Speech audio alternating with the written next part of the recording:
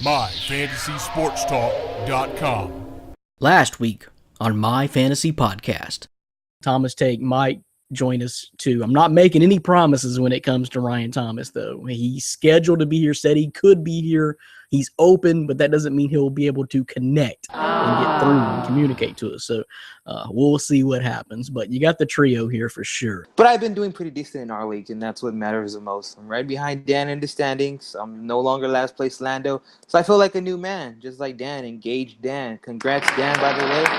Thank you. But now we come to our soccer guy, Dylan Davis Tirado, and our newest writer, Graham Sweet, who are actually picking the Thunder over the Warriors. It made my head hurt. I popped some Advil when I got this. I can't explain it. I tried to get answers from Dylan, and all he would say is, "We'll see." Well, if you tell me we'll see, well, it's not giving me an explanation that I want to hear. So, Dylan, I'm going to need something a little bit more than that, but it's not anything that's remotely close to happening that's ever even possible. I would say the Grizzlies have a better chance of making it to the finals than the Thunder do.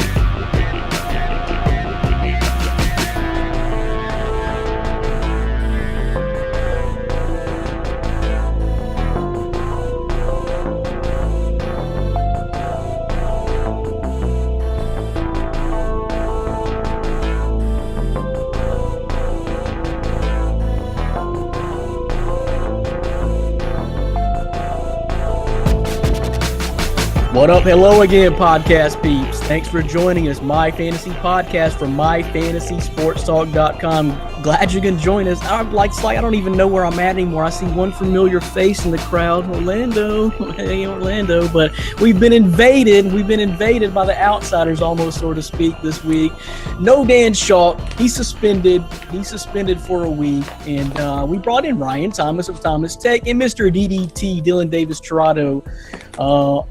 Both of MyFantasySportsTalk.com fame, familiar faces to you guys. They're just not always on the podcast, but great that you're here. Glad you can fill in for Dan. And this is going to be a wild show, which is our 30th episode this year. And Dan, if you're watching, I know you're sorry you missed that one. Ryan, what up? What's up? Thanks for having me. Pleasure to be here as always. Back again. You caused so much chaos last week. You know, I did. Dan's like, I'm taking a break. You let him fill in. And let him deal with it. You're going to start getting hate mail. I hope you know that. Bring it. I'm up for it. I think you will be.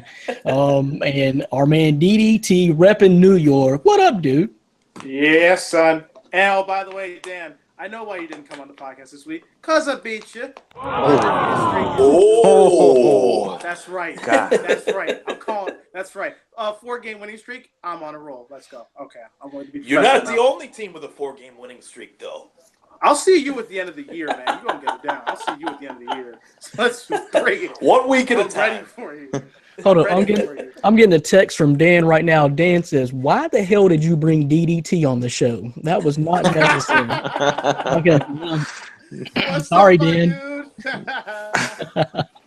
Yes. Now DDT, now of Fantasy League fame, taking out our man, the undefeated Dan Shaw. And hey, don't forget about me. I may not be doing very good, but I took out the other undefeated guy last week. So went into the week with two 5-0 guys, and they both got knocked off, kind of like those Kansas City Chiefs did with the Pittsburgh Steelers this week.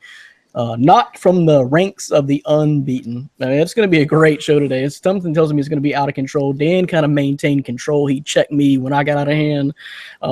But something tells me we're missing that parental guidance today, and this is going to get off the rails pretty quickly. But it don't matter. No way. Be fine. Hey, There's our man Orlando too. I forgot about him. You're such a veteran of the show. I almost forgot. How'd you forget about me? I was way down there on the bench. Such a veteran. You're like the Jeff Green for the Cavaliers. Y'all even remember Jeff Green played? Wow. They're building a team of veterans. You got brought in Derrick Rose, you had Jeff Green. Slowly but surely, they're trying to be like those, like the Spurs used to do, bring in all the vets. But what up, dude? Just here. I was here kicking back, seeing how long it would take for you to call me. But hey, you got to win this week, man. I got to give it up to you. I'm only one game behind you now because you. That is true, and I will give it to DDT because he's come. I think it's first time on a podcast besides the live draft, the draft coverage that we had, and he's ready to take a shot to Dan the Man. I like that. I like that. Well, I'm arrogant. I'm from Queens, so I'm arrogant. Well, you're That's no a New more York arrogant thing. than Dan. Have you been watching the pop? I've been watching it a lot. Like the biggest one I think I watched was, I think the one where we did like the live fantasy football draft because I was supposed to come on and I couldn't because I was trying so hard to focus on who I was picking. But going back and listening to it. And listening with you guys, was so you heard entertaining. me make my picks, and you just talk so much smack about all the picks I made, especially when I picked Cam Newton and Kirk Cousins back to back. And you're like, "What's he doing?" And now you see what I'm doing. Dan was making polls about how bad my team was going to be. I was in there too. You had the team of geriatrics. We all owe you an apology because I talked so much smack to you. I mean, first of all, I didn't expect Zeke Elliott to play after week 1. I thought there was a good chance he wouldn't. Tom Brady is just old, and he's been surprising everybody, not just me.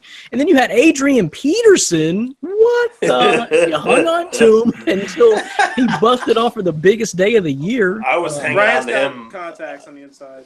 Let me tell you something. Your man Adrian Peterson put up more points, fantasy points last week than probably 4 of my running backs have the last 3 or 4 weeks in one pop. So I was hoping so bad that he would get traded. I was hoping that he would find a place that was a better fit. But did you really think he still had something left, though? I honestly did. did. I thought he had maybe a year or two. I can't doubt the guy that tore his knee and then ran for a little over 2,000 yards. I don't know. I mean, that's true. It's just the age and the history of injuries. So Yeah. it's all going to come mounting up on you. But okay, so we've already got sidetracked. I don't even know what we've covered already, but it was a lot in a short period of time. Got all these guys: Brandon Reed, Ryan Thomas, Dylan Davis-Trotto, and the vet on the bench down there, Orlando Torres.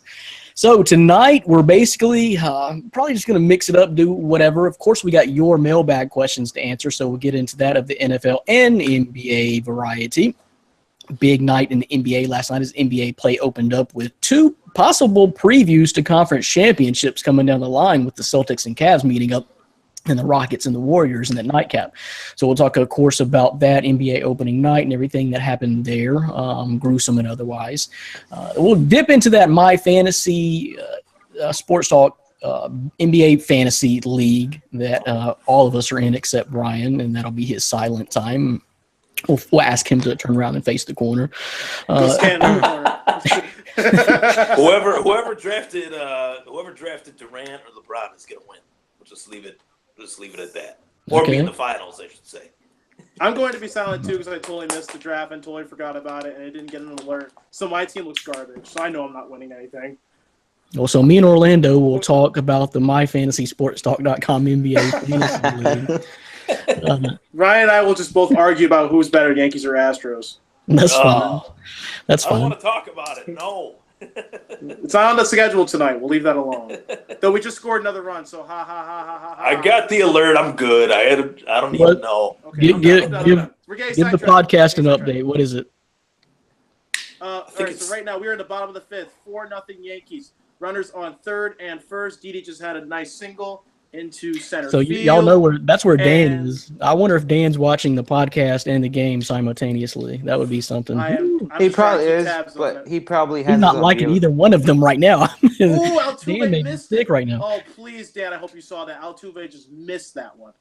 Big All right, so fan. following on with the rundown, we'll talk around about the NFL, just talk about everything that happened in the NFL, the week of the NFL. Then, of course, we'll get to those mailbag questions before we end this show. Promise you a lot to cover there, and we appreciate the questions every single week. So let's get into it, guys. Something tells me this isn't going to be hard to get conversation from you guys tonight. So let's talk about the NBA opening night. My opening statement there said that this could very well be a conference championship previews on both sides. So you're basically your Final Four in the NBA.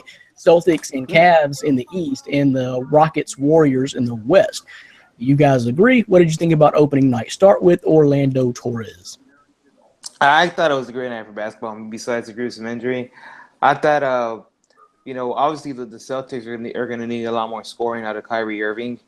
They didn't plan for that, and I thought the Golden State and Houston game was just great, back and forth, and for James Harden to go in there and just spoil the party. They had their celebration that felt like it was never going to end. As a fan, I was like, oh my god, I don't think I asked for this. Like, I hate the Warriors enough as it is. Like, I was ready to flip the channel, but for the rival neighbors down the street just to go in there and not destroy them, but take it right at the end was a pretty good. And overall, it was a pretty good basketball game.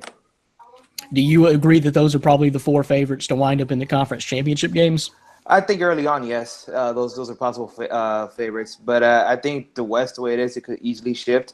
So Golden State, I would agree with. Houston, just going to see how it plays out. As far as the East, I would agree with that. Okay, so that's what I was going to ask you about. Even with what happened to Gordon Hayward last night, Boston Celtics still 1 or 2? I think Cleveland's 1, and I think the Wizards, depending on how the Celtics get it together, could sneak up to 2 because I still like the Celtics' chances. They're still going to finish top 4 in the East, but I think they're going to have to rely a lot more on Kyrie now with Hayward out. All right, let's go to the new guy on the block, DDT. What do you think about last night and those 4 teams' outlook and what happened to Gordon? Well, I will say this before I say anything. Shout out and prayers to Gordon Hayward. That was one of the most horrific things I've ever seen. And I really hope he gets a speedy recovery. As far as reports go, he's out for the season. I don't see him coming back. He had a fractured ankle, and it looked like also a shattered tibia, which is the lower of the leg. So it's something that Paul George, I don't think his injury, it compares in severity to it. So Celtics are in a hole in that regard. I was trying to think of the other night, last night, when you guys were kind of talking about this on the message board. Do you remember?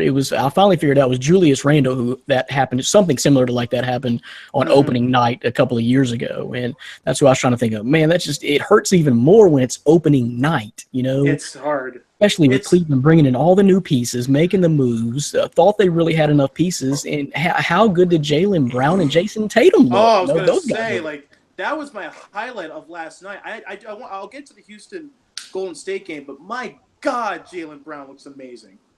I mean, he did. He was dropping shots and everything. This cat steps on the floor and is going up. Even Marcus Smart, I want to give a shout out to him too. And they're just D'ing up everyone on the Cleveland. So no matter how that game went, because it was a great game all the way to the end, there is something about Boston, even without Gordon Hayward. I don't like their chances of winning 1. I like their chances of getting 2 or 3. I think this team has a lot of grit and a lot of unity. I think it needs time to come together. And along with the same thing with Houston and Golden State, I don't like giving predictions early because these teams change so dramatically around the trade deadline and so around playoff time. I would not. Well, in injuries, I think a lot of people would not pick Boston going as high. Like I probably wouldn't. I don't know. Without Gordon Hayward, I don't know. We'll have to see. The team's gonna have to come a long way. Ryan, what do you think about opening night? I know you're not even an NBA fan.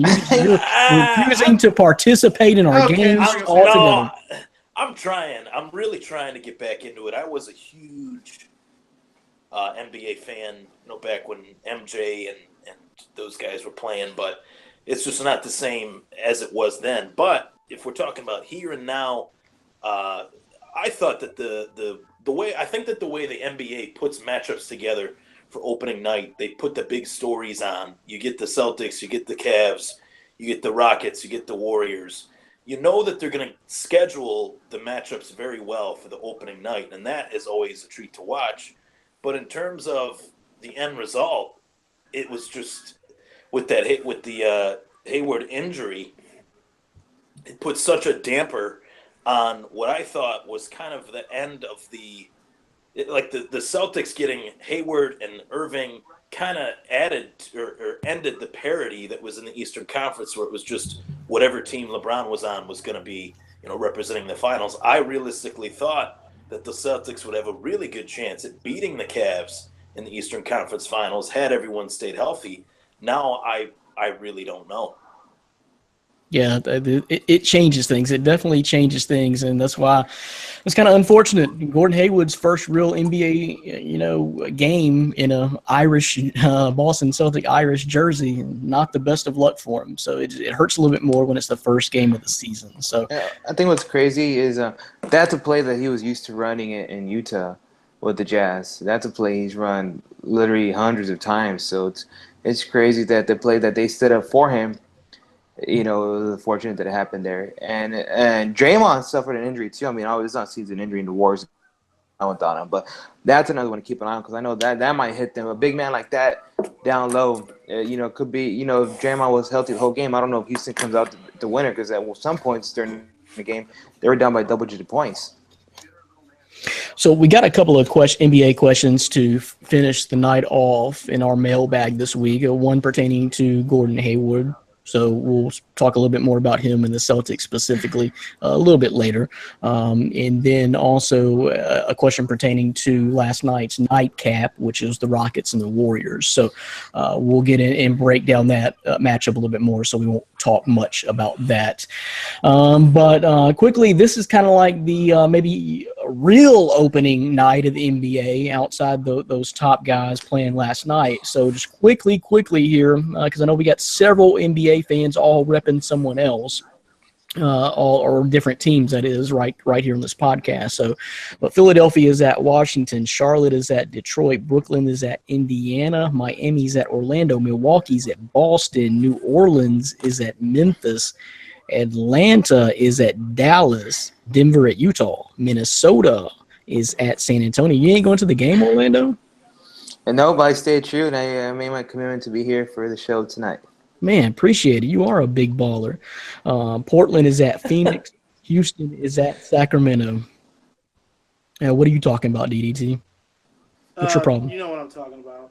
Although, no, I don't want to talk about Big Baller Brand. Please don't. Please, just let's because if we go into that, it's just going to cause we're going to lose. It's just, no.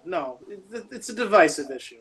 Yeah, that wasn't my intention because I'm right there with you. Dan is the Big Baller Brand fan. Don't get me wrong. I hope Lonzo Ball balls out for LA. As a player, I hope he turns LA into a championship giant. But his dad, please just sit there in your seat and cheer for your kid, please. That ain't gonna happen. What were you gonna say, Orlando? No, I don't think I was gonna say anything. Right? Not touching on the Big Baller Brand. So go ahead. Okay, well, yeah. I don't even remember what I was going to say. I have so much when I start thinking about that, the thoughts just stack in my head. Okay, this is what I was going to say. Lonzo is the best ball brother, guys. I'm making that bold prediction right now and telling you guys. Lonzo is by far the best ball brother. It's kind of downhill from here. You can go on YouTube and watch LaMelo play in some of the high school games and AAU games. Okay, Lonzo is the best ball brother. So, I wish them all well.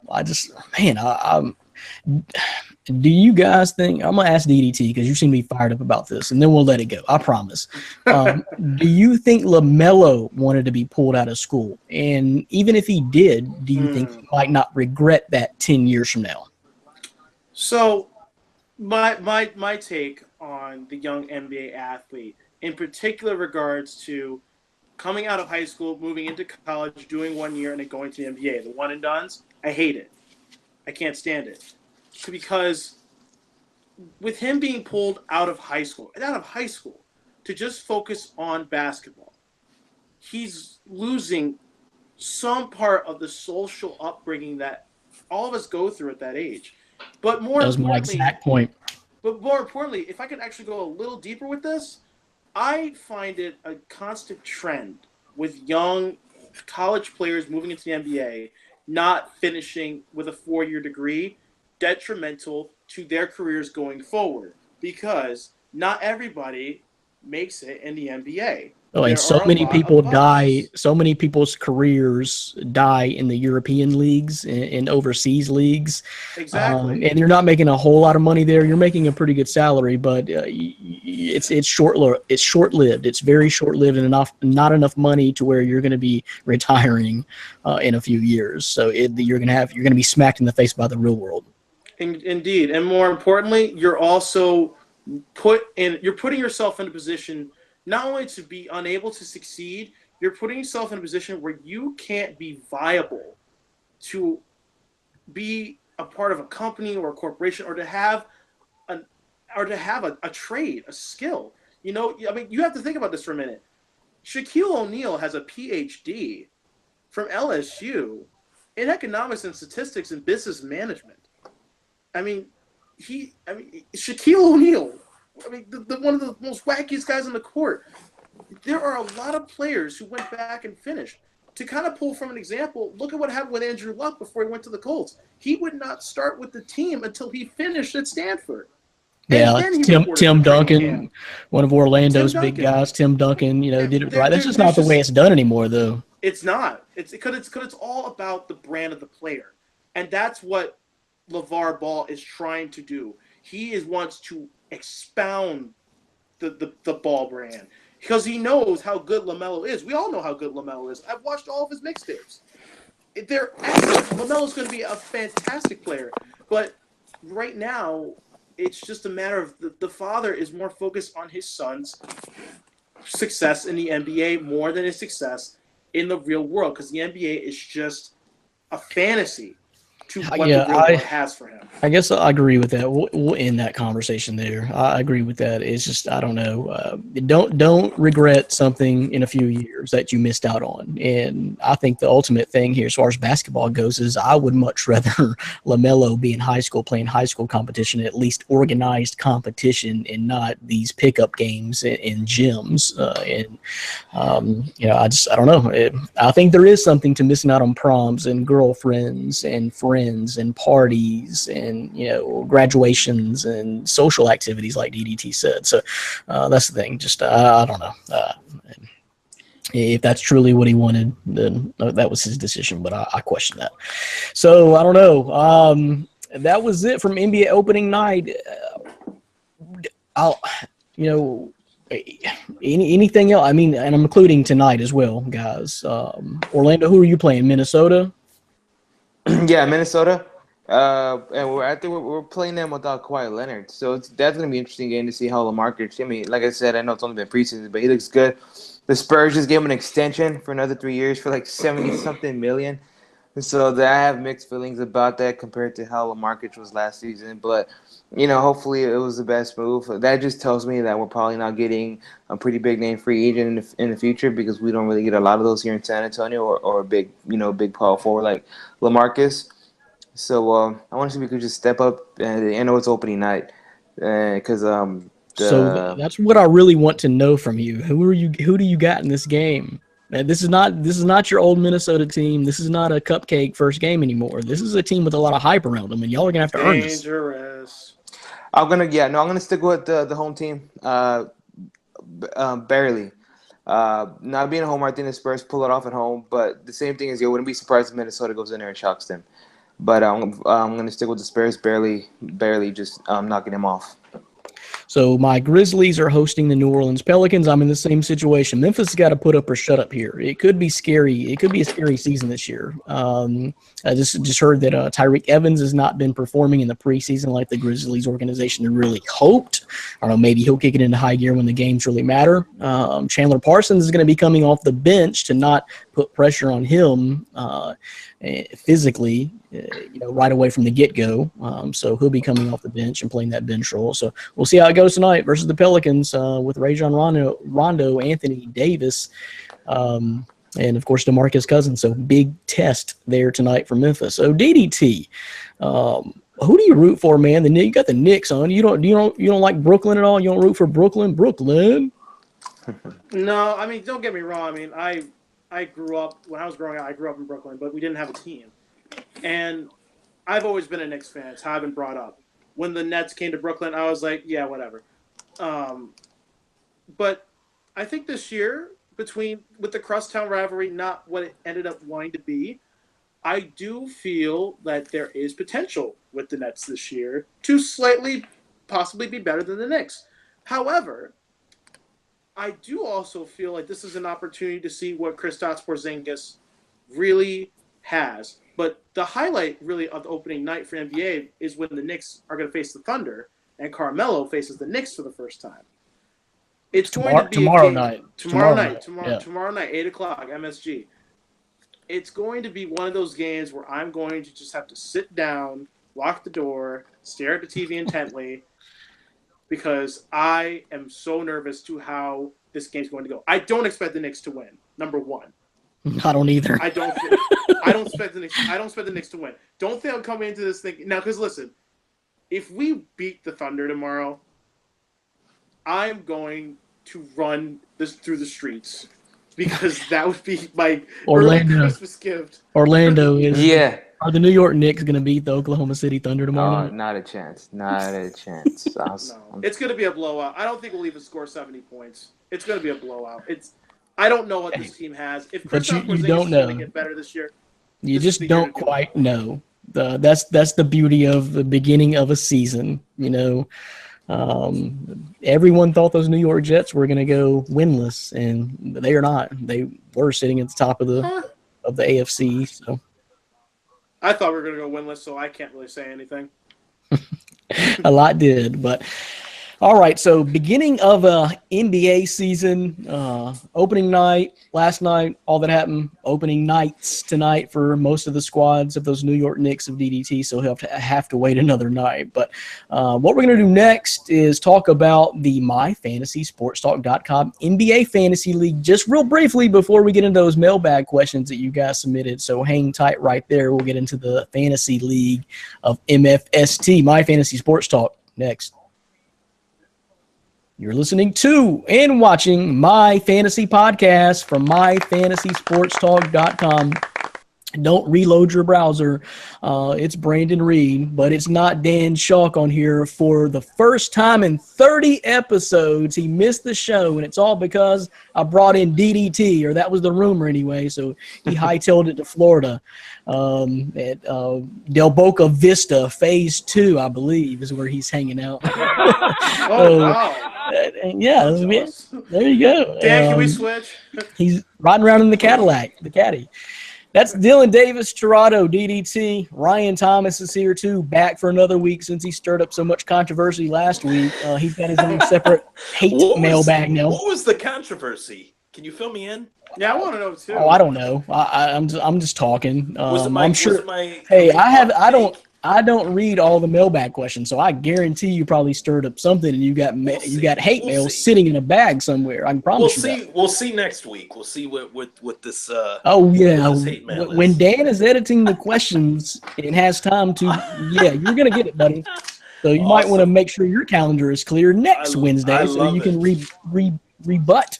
You what did you agree hear with me though on the Kareem Hunt thing though. Oh no, yeah, we agreed on a lot. Yeah, we agree on a lot. We disagree on some things. Yeah, we agree on a lot. And that's how it is with all my friends and colleagues. So, and Orlando Torres, the veteran on the bench down there, just like, hey, put me in, coach. I'm ready to play. Exactly. So the MyFantasySportsTalk.com Fantasy League. Ryan, do you want to talk about anything real quick before we get into this league, which you're not in? Let's see here. Couple weeks in Dylan's backyard. I don't know how far away he lives from MSG, but in case you don't know, never far. Never far.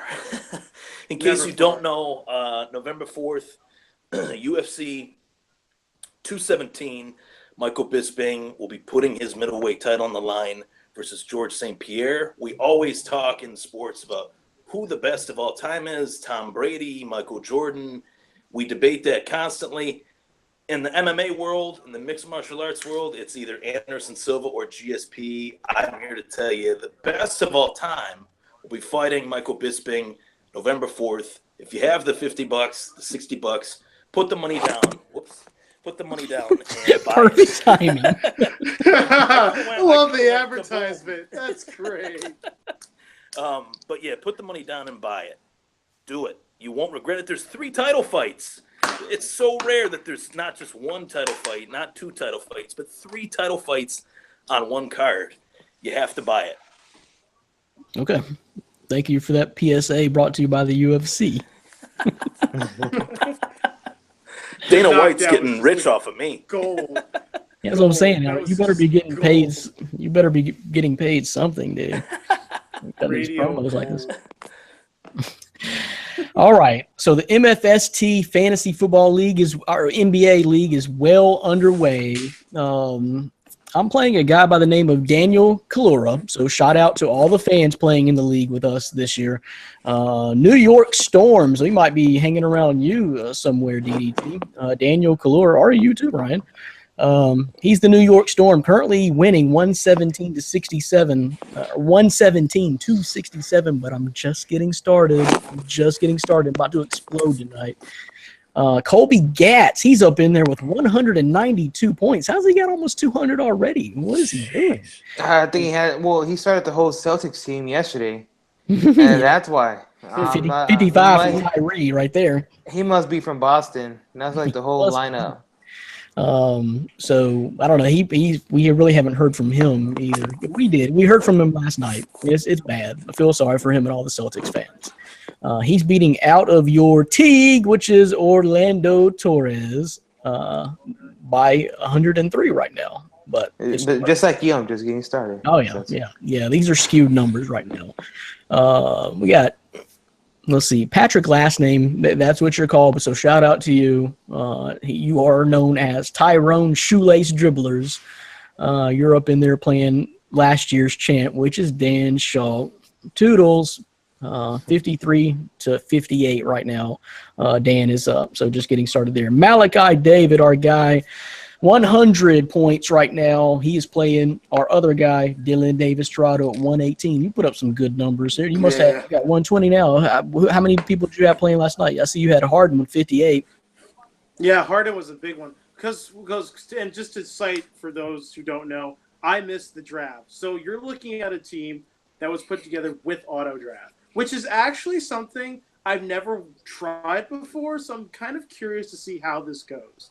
Because we'll break down the team in just a second. You did okay. You had James Harden with the first pick, which is my MVP. Brandon, my team is horrible. Don't even. We'll break it down. Oh. We'll see.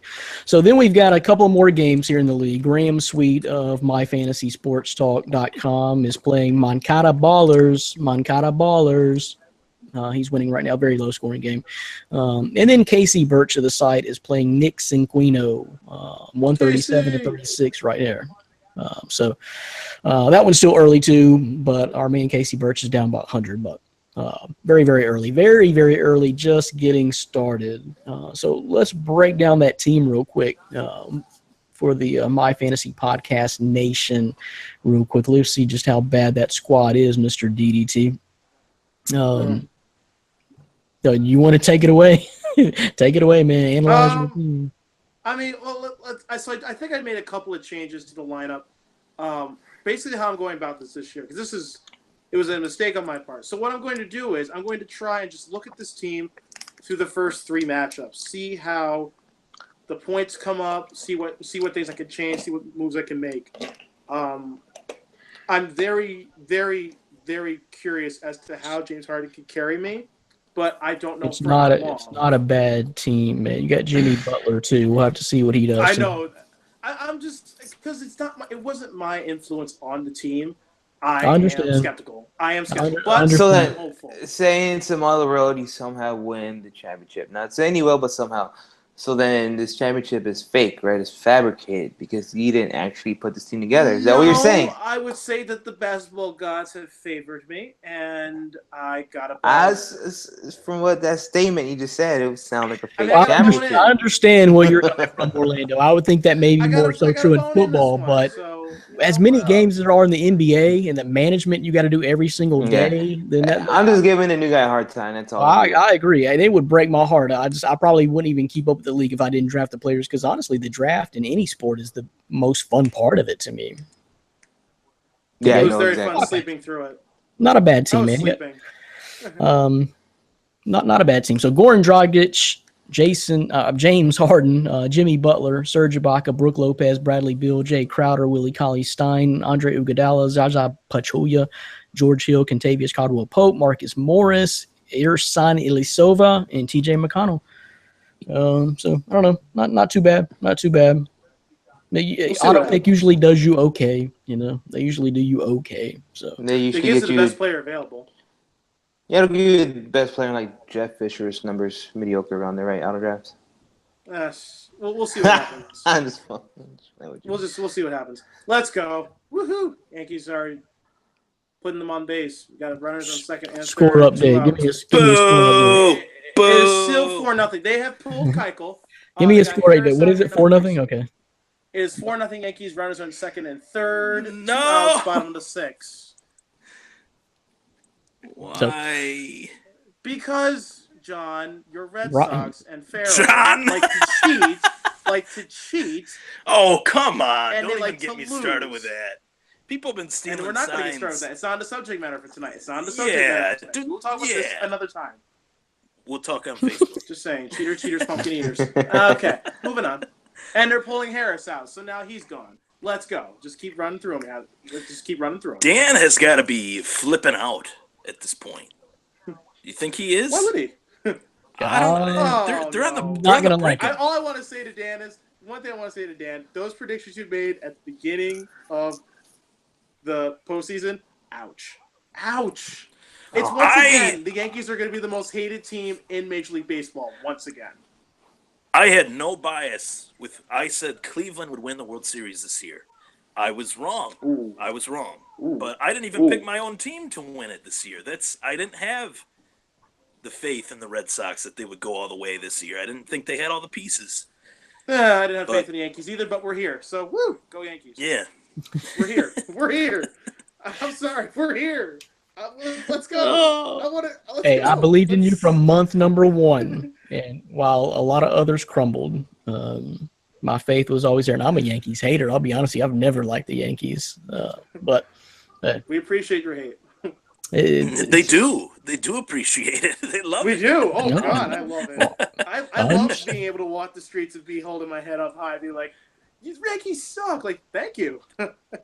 Just like football with the Cowboys, when they're doing well, the league is fun. When the Yankees are doing well, it does make things interesting.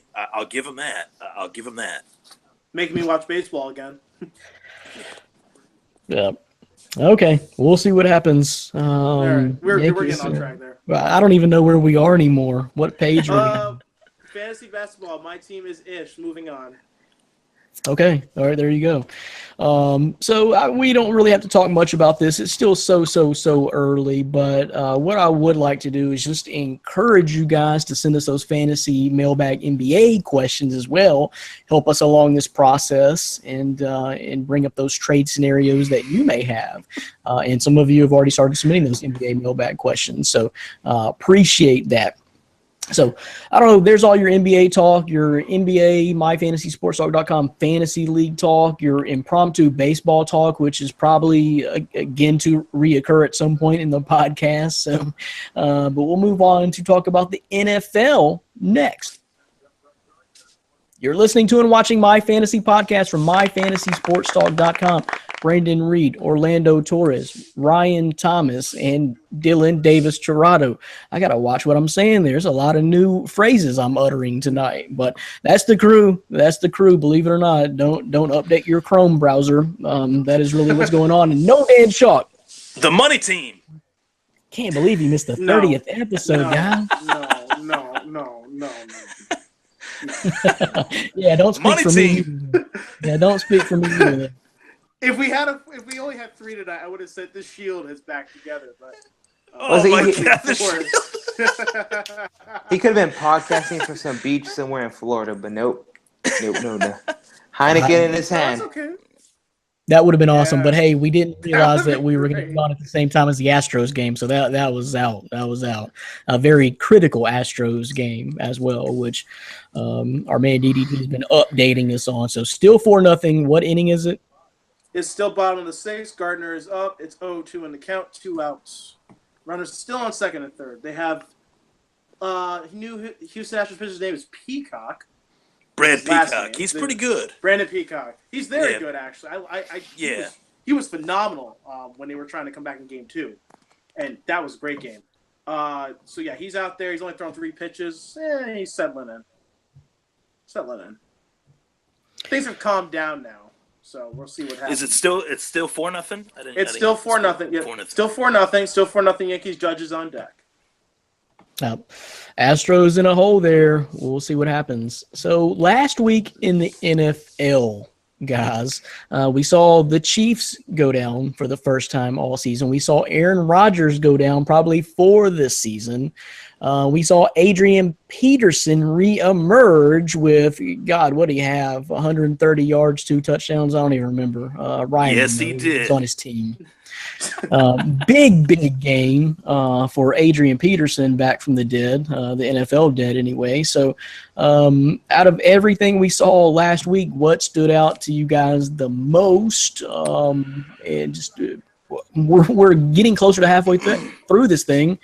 What's going on in the NFL? Ryan, we'll start with you since you missed out on all the NBA talk.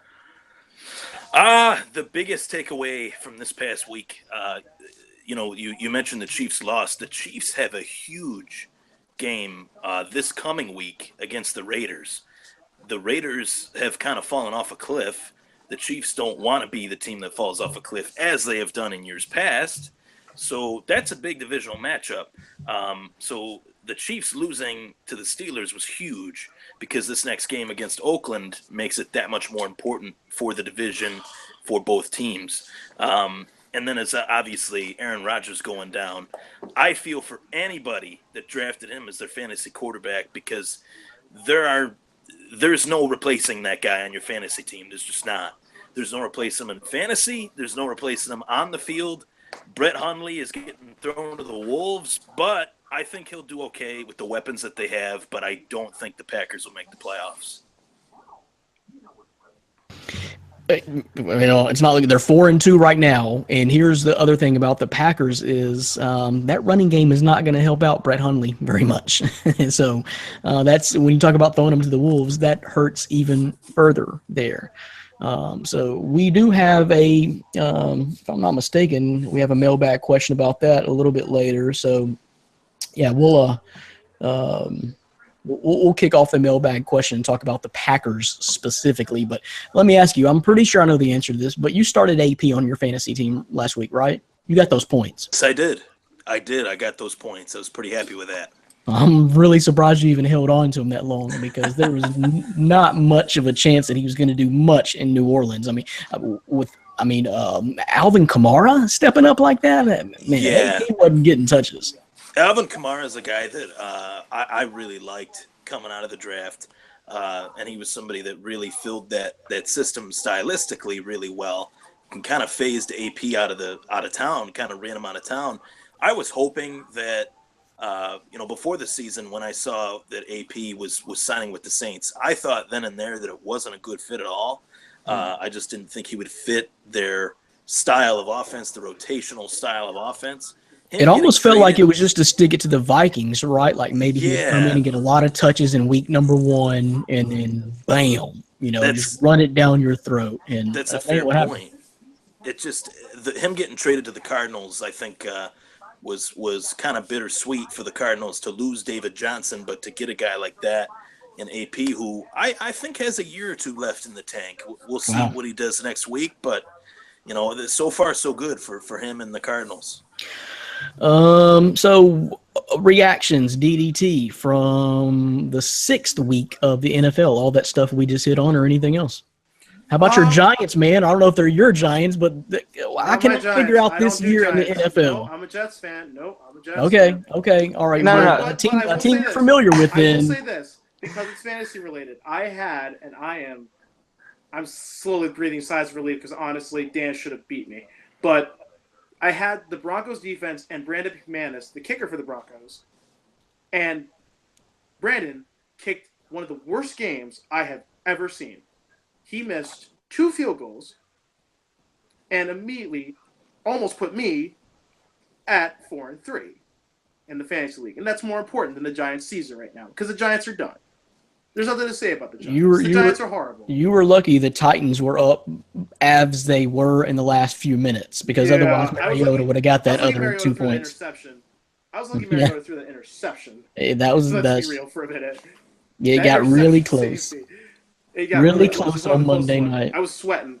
I went to sleep hoping I would win. I woke up with happy. Never say Dan almost beat you. I don't know why you felt the need to throw that in there. That was like a thorn Ryan, in the did side. you see how Mariota can't?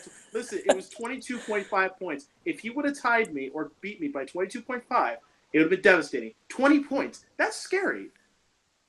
It's just Dan is one of the dangerous fantasy football players I've ever had to go up against. It was one of those weeks where I honestly had to show whether my team was going to be good or not. And now coming out of that with a win, feels great about this team. You didn't I'm the one that got lucky, dude. I'm lucky Aaron Rodgers went down. Looking at it, Mike, I'm not really sure that guy would have beat me. Dakota Day, Prestige Worldwide, I'm not sure he would have beat me anyway unless Aaron Rodgers would have had like close to 40. I ended up winning by a lot, I think. I think Rodgers also going down for the Packers, I think kind of puts Hundley in a week-to-week basis. I don't see him as a long-term regular season use. I really feel, and I can't believe I'm saying this, and I'm opening up a can of worms on this, but could somebody please sign Colin Kaepernick? Because if you sign someone else that we just don't know and we don't care is in the league, this is now becoming one of the darkest seasons the NFL has ever faced in its long-time history. This season has been a dumpster fire of bad publicity and just horrific officiating, especially with that Jets call on Sunday with Jets and the Patriots, where they literally disallowed a touchdown because they thought the ball was fumbled while making a football move into the end zone. And it's just, with the Packers and what they have to go up against in the weeks forward, I don't see them even probably winning no more than 3 or 4 games. If they're lucky. Something I just thought about, what if Colin Kaepernick decides to become an NFL referee? You think that would be allowed? Then he could screw the NFL from within inside. It would be poetic justice times 1,000. I would write a book. That would be my favorite article to write.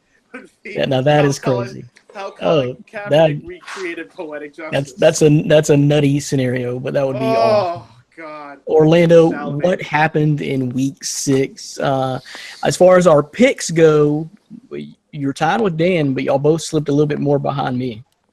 It was a horrible week. Horrible week for picks. Everything you expected to happen, the exact opposite happened. I'm surprised Big Ben didn't throw 5 touchdowns in Arrowhead because that's how crazy the week was. You know, you got the Falcons being up 17-0, and, you know, they just blow another lead. I guess that's just what the Falcons do. They just come out there, build leads, and then they blow them at the end, you know, to the Dolphins, you know, obviously the Aaron Rodgers injury. It was a crazy week in the NFL. It was nice to see, though. I will say, even as a Cowboys fan, it was nice to see Eli Manning going to Denver. Who would have thought that without Odell and all their wide receivers that they would finally click? And for Eli Manning to just put the team on his shoulders like the way he did on Sunday night, to go in there and stick it to Denver was awesome as a football fan, to be honest. I mean, yeah, it was great to see Eli go in there, and it'd be awesome if you could go into Seattle and do the same damn thing. So who is Denver right now is my question. After that loss, of course, of the Giants, but you also got to remember the Bills went in there, or it was at the Bills, right? Ryan, it was in Buffalo, but still. And I guess the Bills are riding a streak there, but this is a Broncos team that destroyed your Cowboys, Orlando, and then lose to the Bills, turn around and beat the Raiders, and then follow that up with a loss to the winless Giants. What's going on this year? That's why my picks look so horrible. Well, I know they've had some injuries to offense. Trevor Simeon's not turning out to be the quarterback that they thought he would be. Same thing with Osweiler. I mean, they brought him in. Same thing going to Dylan's point. They brought in Osweiler over Cap, which is ridiculous. But the Broncos are a bit of a mess. I know Emmanuel Sanders has been out. Demarius Thomas is banged up. The running game is still suspect. I do like C.J. Anderson, but he's not a guy you feel comfortable about starting, or you just never know which weeks he's going to go off against. He destroyed the Cowboys, but I mean, come on.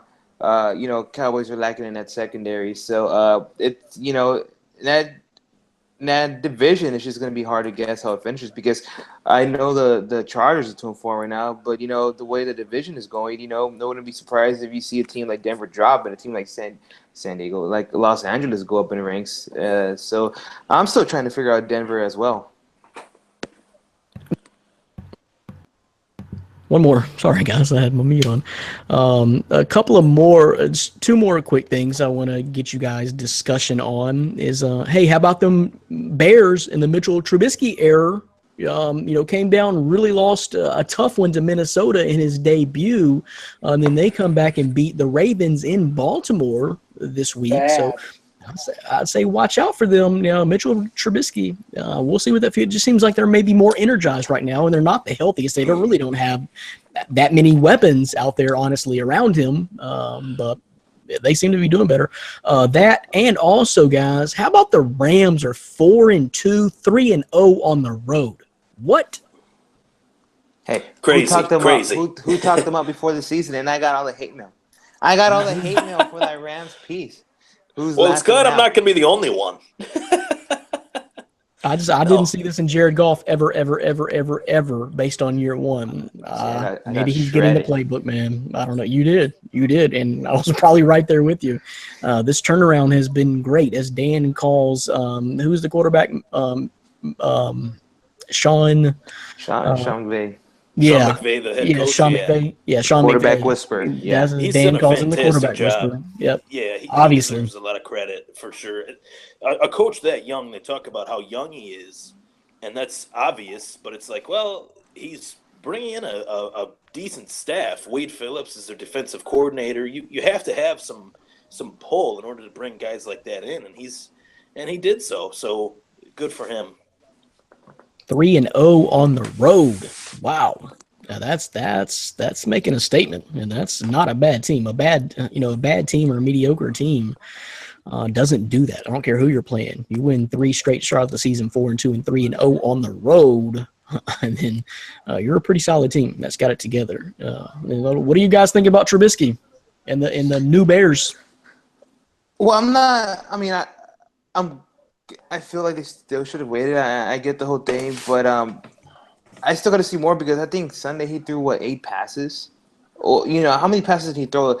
If anything, Jordan Howard was a huge workhorse. Tariq Cohen threw a touchdown. I think Zach Miller starts to get more work. But as far as Trubisky, I like the guy. I hope he succeeds. But I still got he didn't toss the ball that much. But that goes to show you that the Bears would do whatever it takes to protect Mitchell Trubisky, because they got 2 viable running backs who they're just going to feed the ball to. And Trubisky, I mean, he's pretty good right now from what I've seen, but he needs some more pass catchers, and the passing game hasn't really been that efficient so far. I remember the draft show that we did. I mean, obviously, that was the shock of the draft, was Chicago taking him or trading up 1 pick to get him. I don't even remember what they traded to San Francisco, but I just remember thinking he probably would have been there had they just waited, because I don't think San Francisco was going to take him. But it really looks like that was the move that they needed to make, because outside of Trubisky, Mike Glennon is just garbage. I mean, there's never been a point in his career where he's looked like he's been a franchise quarterback. So, maybe they put in Trubisky a little bit too soon, and like Orlando said, they didn't really have to rely on him too much. But you're not going to learn you're going to learn by reading a clipboard. But your best chance at getting better is being on the field. So, Well, he's got those classic game early game manager stats going on right now. Not throwing for a lot, not throwing for a lot of numbers, but he is taking off 3 or 4 times a game for 20, 25 yards or so. So that classic, but what that shows me is that the kid may be under control and ready to handle the situations. Like I said, that opening game was against Minnesota. So, that was no easy task, no easy defense to face in your very first NFL game. And then the Ravens are tough too, at Baltimore. So what those stats are showing them, maybe this kid is just cool, calm, under control, and just gets the job done. Then we'll see how it progresses from there. But he is owned in our league. He is owned. I believe that's Malachi David that has him. So I don't know. I can't figure out this NFL season, guys. It's been really crazy. I don't know. If you had to ask crazy Super Bowl, I don't know.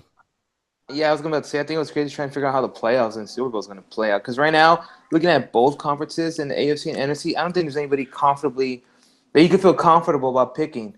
You can't feel that comfortable about the picking the Patriots in the AFC, can't you? Can't you the way they not with that kind of defense. look? That defense is hot garbage. It's the worst defense that they have ever had in the Belichick-Brady era. It has to. It has to be. I've never seen a defense. Josh McCown carved them up.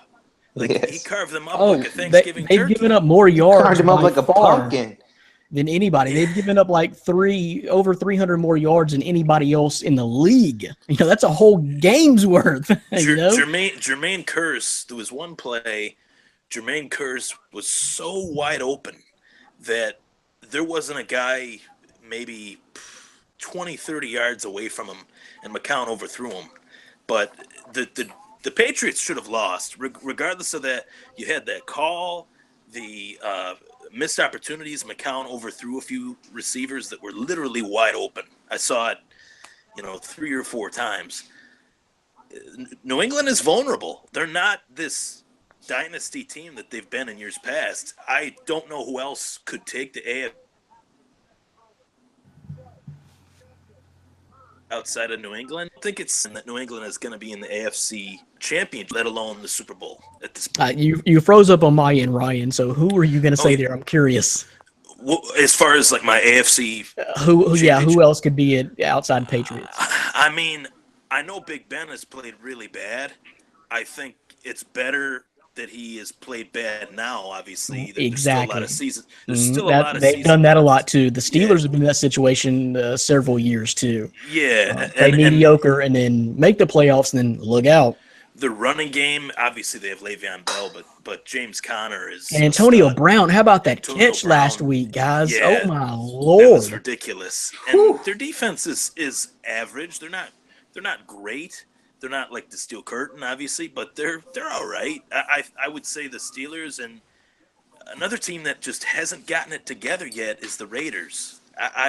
They were like a big pick for everybody, an interesting, intriguing option. If Derek Carr is not going to be okay this season, then I'm not sure. Then he's not. Yeah. They're 2-4 right now. They're already in a hole, really, in a tough division. Yeah, so, in a very tough division. So you didn't mention Kansas City. Not a believer in Kansas City? Oh, I did. That was the team that I was gonna. That was the team I was gonna allude to the Pittsburgh Kansas City matchup, being that was a good game. I think that could be the AFC Championship. Yeah, not out of the realm of possibility. Orlando, what were you gonna say? No, same thing. It's still early, but Kansas City would be my choice right now. Obviously the Patriots could turn it around. We've seen them just. Brady. As long as they have a healthy Brady, we've seen them turn it around. So, but early dark horse right now, I'm gonna have to stick with the Chiefs as well. Yep. You guys didn't mention the NFC though. DDT, real quick. Do you say the Chiefs in the AFC right now? Who's it looking like? Who would you say is going to be there at the end? AFC. The Chiefs. Can't say the Jets. Can't say the Jets. I'm not going to say the Jets. Or you can't say the Jets. Sure. The Bills. Actually, and you know what? I can't believe I'm saying this. The Bills are one of the most dangerous teams in the AFC right now, and I honestly think if they get their stuff together, I might pay a little bit more attention to Buffalo this year. And who's going to catch the ball next year? Well, you're running out of time. They may have done what they're going to do already. Yeah, Listen, they dumped their team. Listen to this. They dumped their team, and with this ragtag bunch of hooligans, while Gary Sanchez just hit a home run into the stands, 5-0 Yankees. It's Bottom of the seventh. I think Buffalo can really make moves not only this year but next year. They have stockpiled a good plan. I would say that Buffalo is a sleeper team, but the Kansas City Chiefs are definitely the. So let me going ask you forward. this. Okay. All right. So I gotta chime in. Okay. Hang on. When you're- Okay. I'll let you wrap it up. But something I keep asking you guys, I've asked Ryan repeatedly, Dan repeatedly too, but I want to know Dylan's take on this is what do you think of Tyrod Taylor? Your honest assessment. My honest assessment of Tyrod Taylor, he is a backup quarterback that is being put into a system that he can be successful in. He's moved up slowly. I don't think he can be the starter long term. I think the Bills can look elsewhere for a good quarterback. Kirk Cousins is going to be available, and I think that's the guy they should go after. Because if you throw a gunslinger like him on that team, and you give him the right receivers and the right people to check down to, and keep LaShawn McCoy running for him, maybe with another running back behind him, I think the Bills can really throw something together. But it's got to be done correctly. They can't just throw out names in there and just think it's going to work. They need to get people that can work for Kirk, because that's their quarterback target. No one can sit here and say that Tyrod Taylor is going to be the starter going for it. He's just not. He's a backup quarterback, and that's simple as that. I think Kirk Cousins Ryan. needs to be their target. I think Ryan would agree, and then you go ahead, Ryan. What were you going to say? So you said something, Dylan, a moment ago about them trading their team away. I am here to tell everybody that is watching this, that is on this show, that when the Bills traded Sammy Watkins away, it was probably the best move that they have made in the last 5 years. Because the moment they traded him, they realized that there were players on the team that had to step up on both offense and defense, and they've done so far. Plus, I've heard things about Sammy Watkins being a diva. They brought in a guy like Anquan Bolden to try and kind of calm him down, and that didn't work, obviously. So when that didn't happen, I should say, Sammy Watkins was basically expendable. Plus, he was never healthy. He couldn't stay healthy. The guy just couldn't get out of his own way. So trading him for a second-round pick when they had given up 2 first-round picks to get him, I wasn't obviously thrilled with that, but I realized they might as well get something for him now, because I don't even think Sammy Watkins is going to be a Ram next year, let alone I don't think he would have been a Bill. I don't think he would have re-signed with the Bills. I don't think he'll re-sign with the Rams either. Let me ask you this. If I was hearing DDT correctly, were you saying, DDT, that the Bills should target Kirk Cousins? Yes, absolutely. Okay, I think that'd be very do you have? intriguing. Okay, I think that'd be very Well, intriguing. I mean, he wants out of Washington so bad, you could see it. He's Getting paid a gazillion dollars to stay there and just be and the guess guy. what he's doing? He's not doing what Ryan Fitzpatrick did when he got paid. When Ryan Fitzpatrick got paid, he sat. When he was playing with the Bills and the Jets, both times he got paid.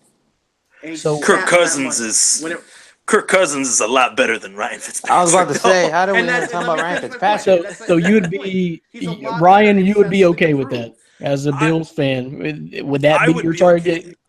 I would be okay with it, but I don't see them.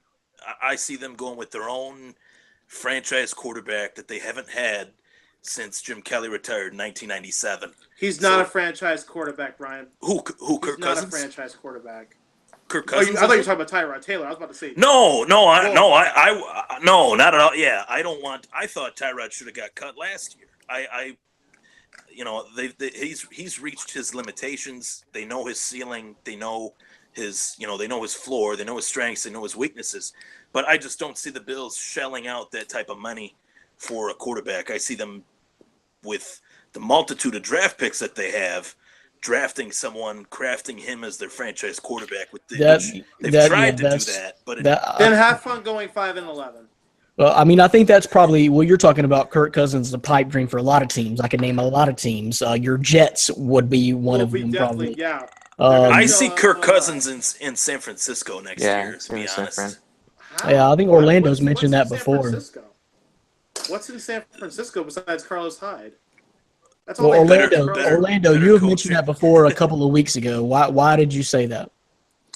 I just think it was with the pretty good fit.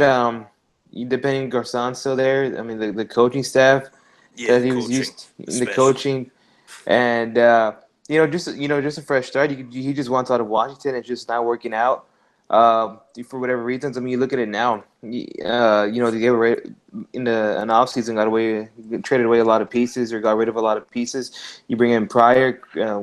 Crowder's still not getting it together. Pryor's not getting it together. I think their leading receivers, Chris Thompson, and then behind that is Vernon Davis, which is ridiculous. Those are the Washington 2 leading receivers. So it's just not working out in Washington the way they expect it to be. And they've been in a lot of close games. They barely beat San Francisco.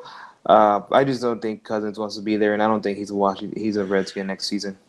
Can I Alright. chime in too Sure. just to make one final?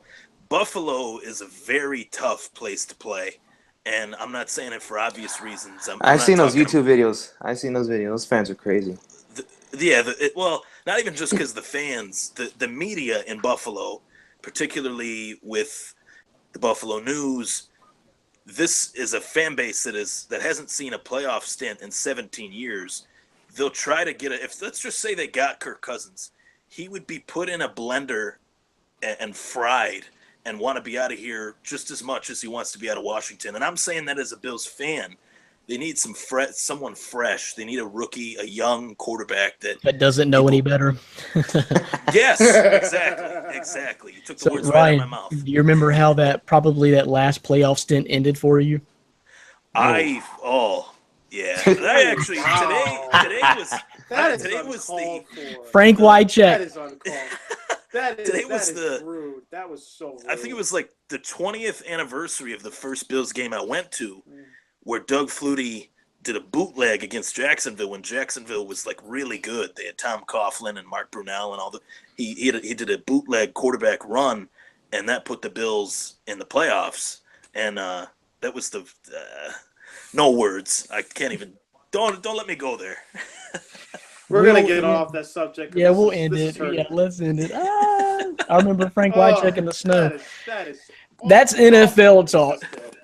Around Oh my God.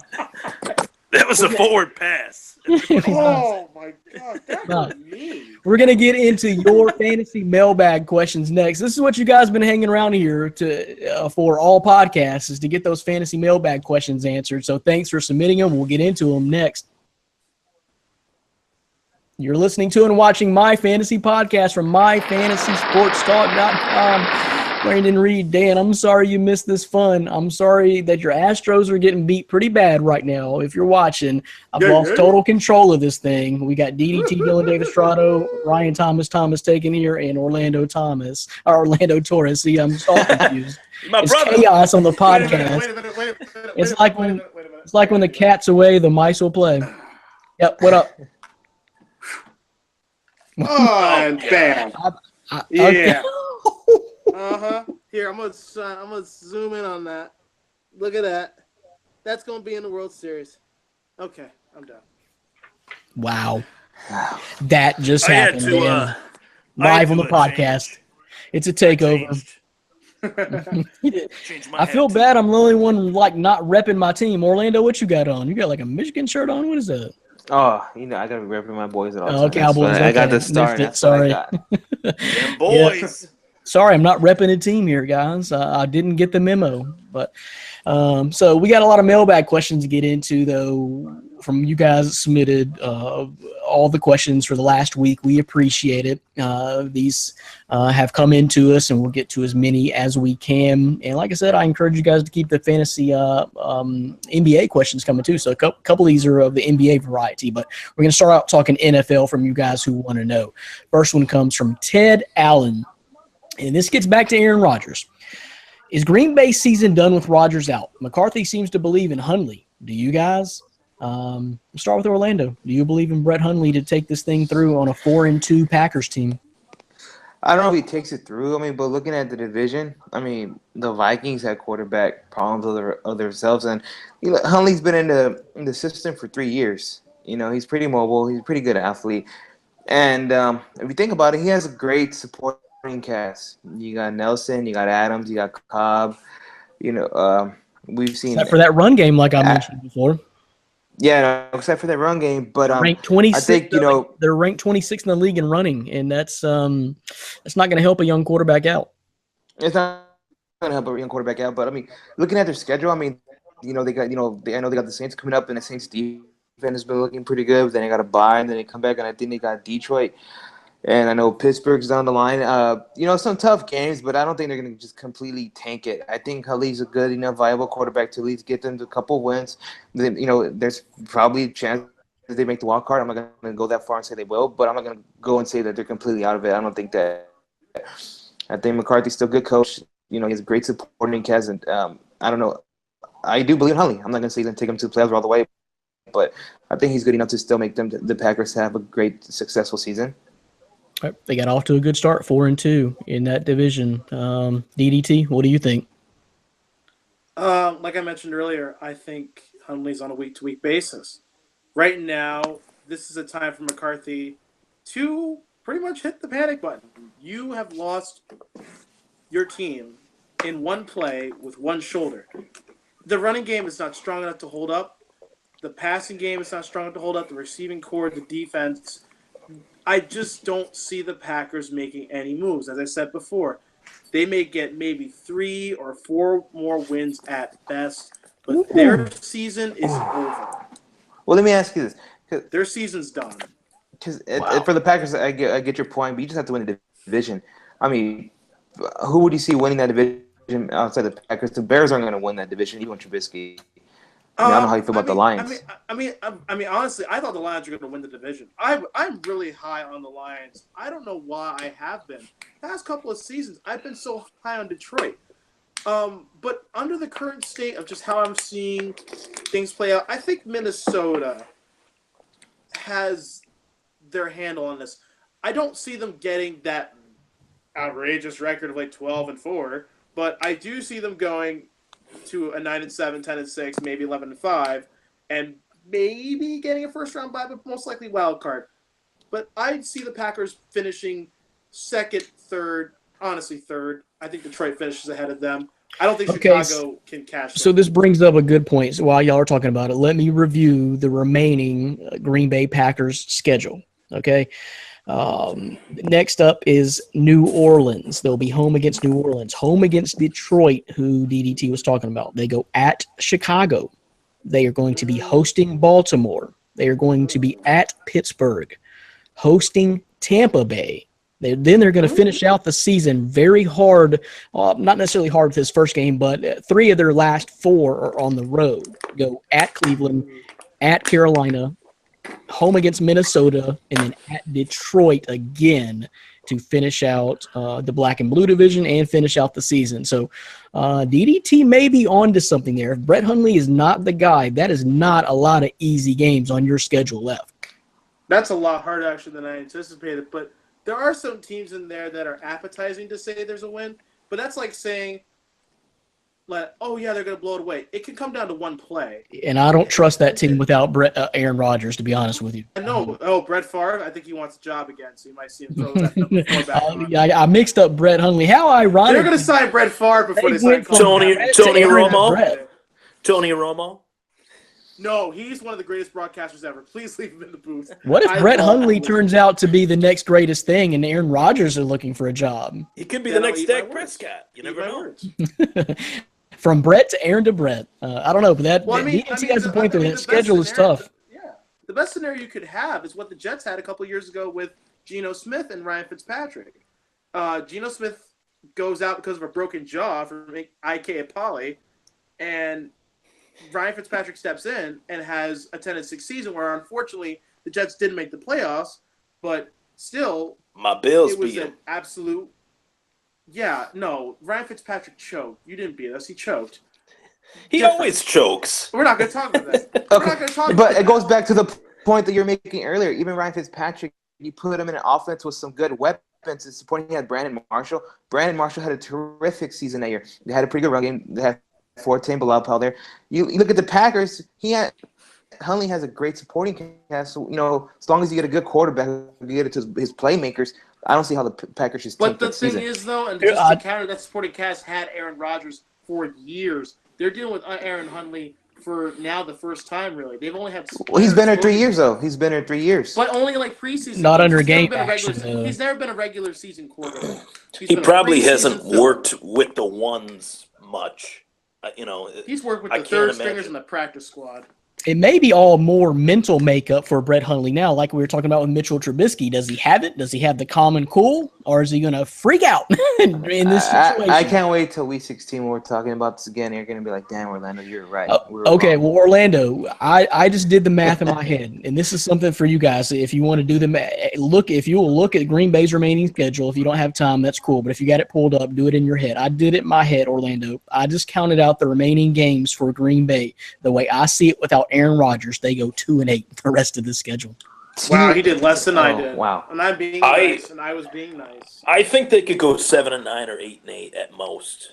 Yeah, right. I can say they get to 8 games. I can see that. Yeah, I don't think say- they'll make the playoffs though.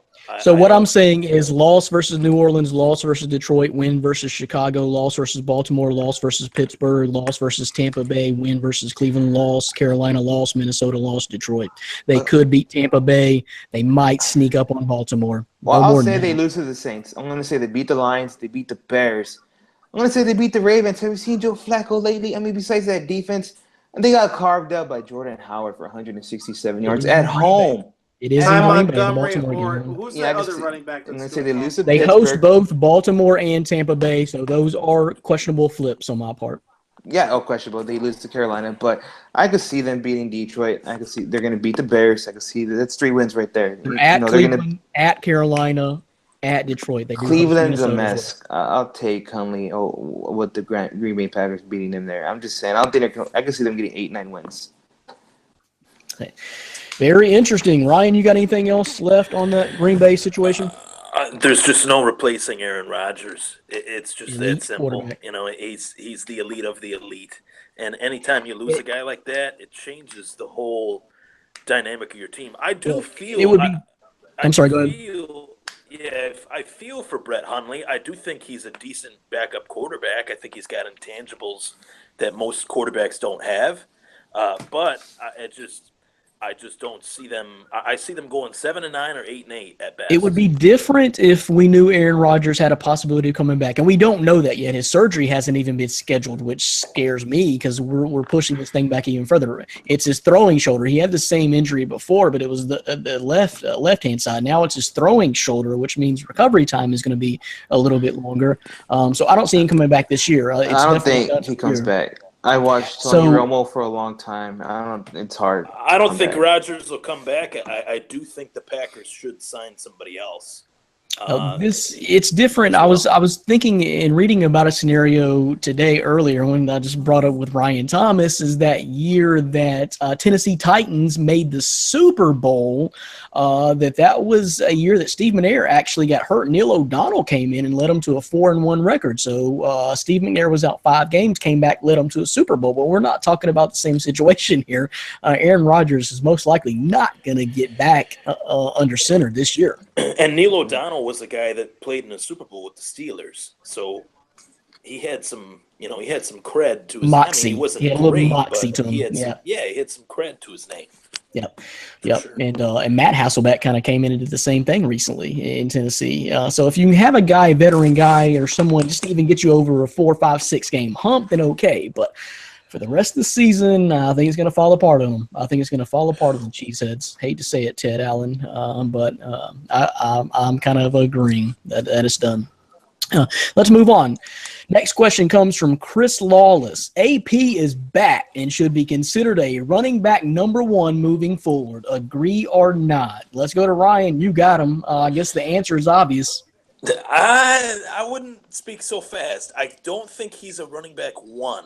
So who do you have? You started him last week, so who is on your bench? Who do you have as your running back core? I mean, talking about a guy as a running back 1 is putting him in the same company as like Zeke or Le'Veon Bell or. But he started 1 game this year and definitely put up running back Or 1. Melvin Gordon. Or Melvin Gordon, yeah, Mhm. for sure. Or Leonard Fournette, who I also Gurley, have. Gurley. Todd Gurley, Hunt. But Gurley. I'm not. I'm definitely. I love the performance that he put on. It was a great debut, but I'm not ready to say that he's going to be a running back one the rest of the season.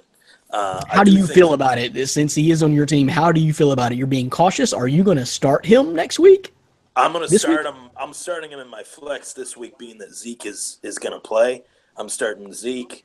Amir Abdullah is on a bye, so I probably would have benched him anyway. But I'd have Zeke, Fournette, and then AP in my flex slot. So I mean, he's going to get volume. He got a lot of carries. Andre Ellington got I nothing. would have never guessed he would have So- got, what was it, 26 carries? 26 carries. Andre Ellington got like nothing. I don't even think he had a point in fantasy. That's what how bad is Kerwin Williams and Andre Ellington if you guys reach for an AP? Because I'm telling you, it was a reach. Andre They didn't know this Ellington- was coming. Ellington's been pretty good, but he's more of a pass catching back. And I think just with AP going in there, he just took away his work. He's never been just a straight down the line type of runner. And Ellington's always been a great pass catching. I didn't see this performance coming, man. I really didn't. So I need a little bit bigger sample size, though, before I would make that proclamation that he's a running back one. I'll tell you, but it also depends on your team, because as far as if you're asking me, then like I said, told Ryan earlier, then AP last week got more points than all of my running back core did in the last 3 or 4 weeks. So for me, he would for sure be an RB1 until he's no longer playing. But we can't speak for everybody, so it just really depends on your situation, Chris Lawless. DDT, what do you think about AP? Fluke game, or is this something to keep an eye out for? No, I think AP thrives when he is the featured back. I think also, in regards to being a running back one, that is a very suspect position in fantasy. It always is every year. I'd see him in a current state as a flex, but with low-tier running back two potential. And then I guess to kind of go a little further down the line, you have to also remember David Johnson can be back. He could come back. If he doesn't, Small then AP small shot, but you're small correct. shot, but if David Johnson comes back, then immediately Arizona's going to immediately think, wait a minute. Well, I Now think he's AP your one to loses feature all him. value then. All his value. But it does serve them, if you think of outside fantasy as a team perspective, going forward, Arizona could be a great running game for you. They needed that, because if you Because it's a watched them, they 1-2 were punch. airing it out. They were airing it out. I Larry actually Fitzgerald- like the Larry Fitzgerald Cowboys was- I have game. Larry Fitzgerald. You know who really needed it too was Carson Palmer. He needed a running game. That's true. Yeah. That's what I was going to say. Very much. Orlando can Yeah. attest to that Cowboys game. I He watched can't that. I've stand watched getting sacked several all the time. Cardinals games recently. It's actually kind of fun to watch them play, because they are throwing it deep more than any team I've seen in a while, like on the New Orleans level when they were clicking at their highest. They're just throwing it a ton. And that's not what you need for what is Carson Palmer? He's at least 34. 38. 38, 30. 30, Yeah, 34. He's that old? Man, where have you Okay, been? I'm He's sorry. surprisingly I'm sorry. younger than Tom Brady. He plays like he's 38. Oh. He's Yeah, I'm playing sorry. great. Yeah, he's older than I thought. Up until this past week, he wasn't. I really think the running game has. I mean, anytime you have AP playing like he did, I think that opened things up for Palmer much more than previous Potential weeks. is there. We'll see what happens. Week to week basis. Yeah, I'll say I'm not really sold on the running back one. Like I said, again, it depends on what you have. I'm very skeptical right now, but it depends. If your team doesn't have any running backs like mine, then I would be playing him probably for a while, just based on what he did last week. But good luck to you, Chris Lawless. I'm interested in that question. Are you trying to trade for him? I know he's not available in your league, but hey, salute to Ryan Thomas for hanging on to AP, because I probably would not have. We were Stick all with the old avoiding him in that guys. draft.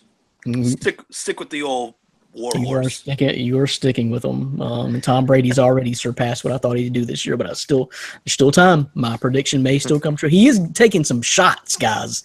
And He's taking a lot of shots. And Orlando knows, I've said all from the get-go that my prediction is Tom Brady will not play 16 games, much less playoffs. I just think something will happen. It happens. Look at what happened to Aaron Rodgers. And Brady is taking a lot of shots. I don't care how good a shape you're in or what you eat and what kind of yogurt you buy. Stuff is going to happen to you. Stuff is going to happen to you. Can I make one quick point for my next question? I understand Tom Brady is not everyone's cup of tea. But you do have to also understand, he is the greatest quarterback to ever play this game. And even as a Jets fan, I respect what that man can do with that football. Because I do see him carrying through all the way to the Super Bowl. That was my pick at the beginning of the year. It was a Falcons-Patriots rematch. I'm sticking by that. Do not underestimate Tom Brady, ever. New England ain't making it, bro. It ain't. It really ain't nothing to do with it. Ain't nothing. Fear him like I do. Tom Brady better start playing. I think you're safety. overestimating Atlanta too. I don't know about I was Atlanta. gonna say. Now, I was with you there Once until again, probably I 2 stand weeks by ago. that. They started blowing these leads and losing They to lost to- Miami was. They lost to Buffalo too. Yeah, but the I Miami understand. thing, I watched Miami the couldn't Buffalo score Atlanta touchdowns game. until I they was played the stunned. Falcons. You know, Miami had like still- one touchdown all I'm season. sticking by it. I'm going to stand by my picks until it's. You're going down in flames, and I'm less worried about Atlanta. I'm a Knicks fan. I always go down in flames. What's the I'll take point? Green Bay over the current Falcons. I'll say that. Atlanta's gonna be busy blowing so many leads. Green on Bay the way to over. the Super Bowl. I'm saying that about New England. Their defense is such garbage. They have no chance of making it back to the Super Bowl. Plus, they always get Super Bowl hangovers. It's what they do. They don't go to back-to-back Super Bowls. There was They're not the something- Bills. Yeah. Oh, geez. What is with these insults today? That was an The insult. Red Sox That was not an insult. You made 4 straight Super Bowls. It's Anybody else because would die to make the 4 Red straight Sox The Super show Bowls. Take it started off. on straight insults, going towards Dan from DDT. This is just- This is an insult show.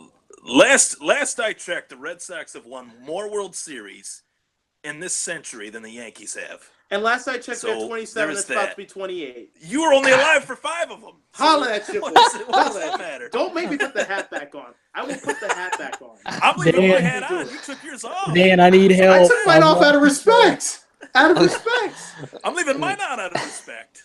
No, you're All not. right, Well, next question. Next question. I've lost complete control. Okay, we've lost control. This is bad. So This is like a this is one-time right deal. back. We'll move on. Thanks, Chris Lawless, for starting this whole mess, which you just did. We're going to move on. Next question. It all comes started from- with your Bills insults. Leave my Bills alone. Sorry. Leave I them didn't alone. say anything. I was very polite. No, it was Brandon. I heard. Justin Shear, shut up. Dan is gonna That's what die Dan from would have done. this. Dan was here. Justin Shearer wants to know Alfredo Morris or Darren McFadden if Zeke goes down with that Goodell suspension. So I'll get mine out of the way, then let these guys go. I would say a run DMC if I thought that Zeke was going to miss any time at all. I think Dan was right from the get-go. I don't think Zeke is going to miss any suspension. This is a crazy, twisted court case now, so you know how that works. I don't think any missed time is going to go off the record of Zeke as far as missing NFL games this year. I don't think he's going to miss any games. So let's go to Ryan Thomas. So I would have normally said DMC, run DMC, but he hadn't got a touch this year. At least Alfred Morris is getting 3 or 4 touches, or at least involved in the play calling scheme. But I don't think you have to worry about it. Ryan, what do you think? You're the man with the guy all in the center. This is the dumbest, weirdest situation that I have ever been a part of as a fantasy football player, as a host, as a sports writer. When is this going to end? Like, it's just up. He's going to be suspended. Up. No, you watched the Brady scenario, right? It's yeah. I mean, Oh, that's the God. closest thing to it. And as far as who to have, Darren McFadden or Alfred Morris, I was shocked that I was able to pick up both of them in my league. My league is a 10-team. It's not a 14-team league like ours, but I still have Alfred Morris or Alfredo Morris and Darren McFadden on my bench, even though Zeke is going to play at least week 7 and week 8.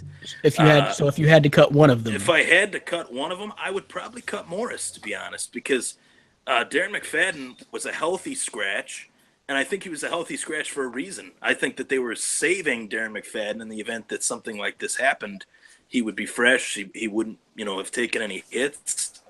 Maybe I'm reading into it a little bit too much, but I've never seen somebody be a healthy scratch for the first 5 weeks of the season. If it wasn't in this situation, I don't think he would have been. But what does that tell you? He's not even getting looks, or they're not even interested enough. Now, do you think it may be going back to trying to keep him healthy in case trying to keep him healthy because he's been one of the more injury-prone running backs he in has, his career. and they don't know what's happening. That suspension is still looming over the heads of everybody. So, you think that's the mindset? Let me ask Orlando. You think that's the mindset, Orlando? I'm not. Yeah, it's going back to your point. It's been confusing because we haven't seen him in any snaps, and we've seen Alfred Morris. So I'm the same way. To go back to the question, I think you got to own both of the guys. It's ridiculous. As a fan, being a homer as a fan, sometimes I feel like Zeke is in a way hurting the team with this because I don't want him to be suspended. I hope this gets settled outside of once the season is over. But he keeps getting these temporary reinstatements that allow him to play each week. Okay, well, what happens if they drop the hammer? He gets suspended week 11 or week 10. Well, then what good does us? When the Cowboys are trying to make a playoff push, that doesn't really do it any good. You got Darren McFadden. You sit out Darren McFadden for that long without taking any snaps. What good does that do Darren McFadden or Alfred Morris? So I think to be smart for the Cowboys, even with Zeke playing, you still got to mix in these guys a bit, and that's confusing. I know that's not what we want to hear. That's not what I want to see. But in case something were to happen, I think you got to get some carries to McFadden. You got to get him ready. You got to get some carries to McMorris because honestly, I don't know when he's going to get suspended or what's going to happen. This case is it's crazy. It's all over the place, and it could happen any week. Sometimes I feel like I just accept the punishment. He would just accept it, come back. Serve the suspension, come back. I respect him for fighting it, but again, if he gets suspended week 12, 11, 10, it's just hurting the team long term. So, okay, bigger picture, and I'm not going to sidetrack us here. I'll let DDT answer this fantasy question as well, but as just in the NFL in general, since we didn't really hit on this, and as a Cowboys fan wearing Cowboy gear right now, Orlando, how do you feel about your team right now, man? And it ain't going great. You're 2-3. I won't go too much sidetracked either, but I will put a little bit on the defense, but I'm going to say what I've been telling a lot of my friends and family. It is on Jason Garrett. And I hate, I know it sounds crazy. I know the defense is beginning up a lot of big leads. We got gashed by Anderson. We got gashed by Todd Gurley for over 200 yards. But this goes to my point, to just make it short and sweet. To say everybody trashed Romo when we had Romo. Everybody trashed that man.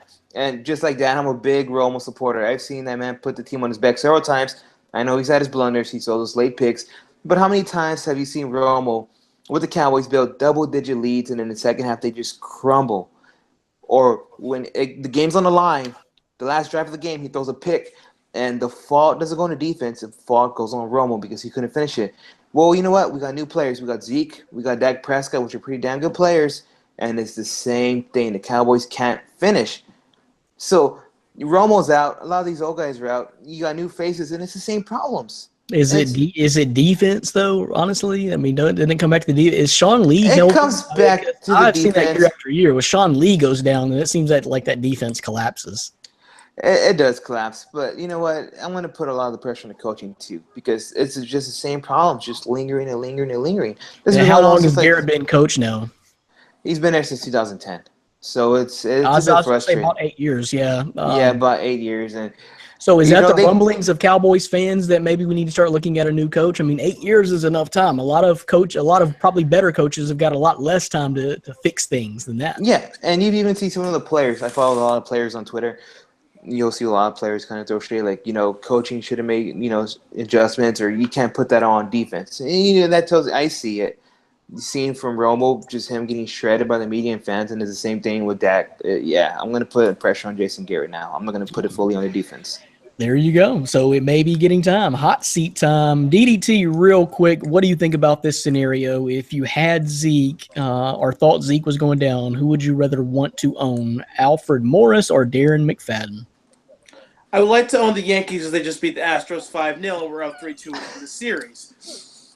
Booyah! Okay, now I'm getting back to it. So, Put the hat on. Put the hat on. I won't. I'm trying to be professional. He's not going to put it on I'm trying to be professional. And I know I want to answer this question because they didn't this is a clinch the great series yet. That's why you ain't putting it on. Don't start with me. I will. I'm trying really hard to be nice. Don't make me be mean. Don't make me be mean. Brandon, you got to be the Yes, adult that is here. a threat. Do you Lie. remember the question? I do remember the question. I'm trying to get into it, but Ryan's trying to sidetrack me. I'm not going to let that happen because I have a great point to make. In regards to Ezekiel Elliott, right now, if we're talking about Alfred Morris and Darren McFadden, because that's the subject of the question, they're holding on to Darren McFadden, yes, to make sure that they have a running back available in case Zeke can't play. But I want to see Alfred Morris and Darren McFadden, in the case that Ezekiel Elliott does get suspended, run with a 1-2 punch, because I think they could be very dynamic and could help the Cowboys. But because Zeke is the center focus and he's fighting the case, it's a benefit to him to play. But the Cowboys season is not turning out the way I expected it. And I don't really know if fighting the suspension, as much as it holds merit for Elliott, is going to help them going forward. Because if he keeps fighting this, he's going to have to serve the suspension next year. And I see where you're going. You're not going to have him. If you keep fighting it this year, you're not going to have him next year, which means you have to now go out in free agency and the draft and sign and draft players to replace Ezekiel Elliott, thereby taking away your efforts to improve your defense, which is in great need of help. And honestly, your receiving core could use another boost because Dez Bryant's not getting any younger. I don't know how long they can hang on with Beasley. Terrence Williams, I don't see this being a benefit if Ezekiel Elliott keeps fighting this. If you can fight this outside of the NFL. I hear you, but did you say Alfred Morris or Darren McFadden? I'm going to say Darren McFadden because they're not using him. But yeah, that's what I think, yeah. But the thing is also, I'm kind of thinking of this in another perspective where if Ezekiel Elliott doesn't play, it's a 1-2 punch of running backs you have. And I guess in the end, I just think McFadden at this point, because Zeke's going to play, he's going to play the rest of the season. He's just going to keep fighting it. Alfred Morris is the younger, more durable-ish back that can carry this team as far as it can go. I'm not sure we answered the question very thoroughly for you, Justin. It's hard though. But I think I think we're all kind of agreeing. I think we all can kind of agree right here that I don't really look for Zeke to miss any time. I'm not really worried about it. I'm not rushing out or making any drastic moves to get Alfred Morris or Darren McFadden in the thought that Zeke is going to miss significant time this year. I just don't think it's going to happen. That's the answer to your question then. That's the answer to the question. Elliott's going to play. Don't worry about Morris. I really think so. But appreciate the question, Justin. Let's move on. Next one comes from Fred Heyer. Interested in your thoughts on this trade. I give up Larry Fitzgerald and Alvin Kamara for Keenan Allen and the Jacksonville Jaguars defense. I currently stream defenses every week and suck at doing it. So that's what Fred hires. Honestly, this is interesting, Fred, because I usually have that strategy too in a lot of, because I'm not really interested in drafting defenses. A lot of the defenses, there's only 2 or 3 really top defenses every year that you really want to snag and are really game changers each and every year. And a lot of times they're snagged in the 6th or 7th round, and I'm not interested in that. So if I miss them, then I'm usually in the situation you are. Pick up what I think is a pretty decent defense late, and then I usually just end up playing switch them each week, get the best defense available on the waiver wire that I can that I think has the best matchup. That's the way I usually play it. But this year I drafted the Jacksonville Jaguars defense in hopes that they would be really good, and they have been really good other than one bad Tennessee game. They're averaging right at 15 points for me in our fantasy league. That being said, I really kind of like your combination of Larry Fitzgerald just because, well, I like it a lot more until Adrian Peterson arrived in Arizona. But they throw a lot. So I like your Larry Fitz. And Alvin Kamara is coming on as a backup quarterback, running back. He is averaging more than most of my running backs on my team. So I really like that combination. I'm not sure I would give up those two guys for Keenan Allen, who may or may not stay healthy, he's doing great, and the Jacksonville defense, unless you really have a fairly stacked team and need that defense. It's up to you, man.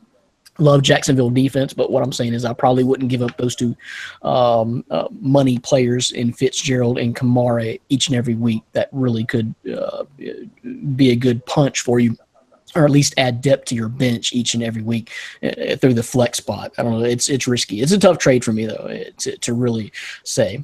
We'll see. Ryan, what do you think on this trade? I agree with virtually everything you said. I really like Alvin Kamara. He's definitely stepped in that role, and as I said earlier, he kind of ran AP out of town. But one thing about Kamara that does concern me is that Mark Ingram had a heck of a week. So I don't know if and he has been. They both do. It's crazy. Yeah, I don't know how long are they going to ride the hot hand, or are they going to go with both? But I still wouldn't trade two position players for a position player in a defense. Even if that defense has been good, I couldn't do it. So I would say no to the trade. I would keep Fitz, keep Kamara, and just keep streaming. Orlando, what do you think on You'll this? eventually do it right at some point. It's not a bad I trade agree with the either both of way. you. Yeah. Yeah, and I agree with the both of you. I'll stick it out with Fitz. You're keeping a wide receiver one, and Kamara was a pretty good running back, especially in PPR leagues. So I'll stick with what I got instead of Keenan Allen will be a pretty good pickup, but I'll just continue streaming defenses. I think Orlando has a bone to pick with Keenan Allen from last year. I think he's off that train. He's been bit by that before. But DDT, what do you think on this particular trade? Which way are you going? Absolutely not. You hang on to those two players. You write them out as hard as you can. As much as I understand you want to pick up a solid defense, this year has been very different for me in fantasy football. I held on to Larry Fitzgerald. I traded Des Bryant early in the season for Jay Ajayi, and it was one of the worst trades I could have ever have done. And I knew that was my first mistake. And I've been trying like crazy to make trades because I just don't want to run up the acquisition limit. I'm assuming he doesn't have that issue with the defenses that he keeps picking up. So I think he says he sucks at it. I understand you suck at it. Defenses are very hard to gauge because you have to think about more stats than just how many interceptions they get, how many forced fumbles they have. You have to think about how many yards does an offense that they're facing allow against them usually. What's their average during the year? And if you build on that points, you do that math, it's more viable to keep Larry Fitzgerald and Kamara because their point output offensively against any defense is more valuable what a defense can do against them. So I think keep we all Fitzgerald and Kamara. There we go. We all agree on that, Fred, is what we're saying is not sure we'd give up those two pretty good position players for that defense. Just keep tagging away, keep doing what you're doing. Would be the safer play anyway, based on especially what Alvin Kamara is doing. I had to look at his stats and look at, oh, damn, this dude's outperforming my starters. He's a backup. So I like what they got going on there with Alvin Kamara in the future, and I like Larry Fitzgerald. So we're all saying that's unanimous. That's a 4-0 sweep. Keep Fitz and Kamara, Fred.